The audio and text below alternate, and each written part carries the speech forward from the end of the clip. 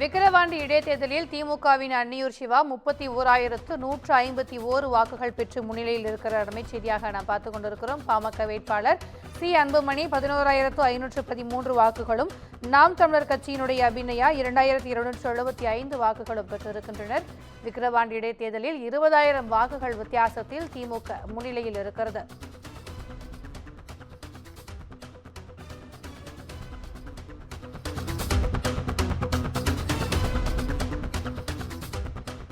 விக்கிரவாண்டி இடைத்தேர்தலில் திமுக 31,151 வாக்குகள் பெற்று முன்னிலையில் இருப்பதாக அண்மை செய்தியை நாம் பார்த்துக் கொண்டிருக்கிறோம்.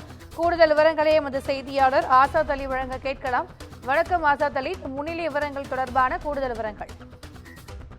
திவ்யா, அதாவது பார்த்தோம் அப்படின்னா விக்கிரவாண்டி இடைத்தேர்தலுக்கான வாக்கு எண்ணிக்கை பணி காலை 8 முதல் துவங்கி விறுவிறுப்பாக நடைபெற்று வருகிறது. நீங்கள் கூறியது போலவே முதல் சுற்றில் ஆரம்பித்து 5வது சுற்று வரை தொடர்ந்து திமுகவே முன்னிலையில் இருக்கிறது. தற்போது பார்த்தோம்னா 5வது சுற்று நிலவரப்படி 31,151 வாக்குகளை திமுக பெற்றிருக்கிறார்கள்.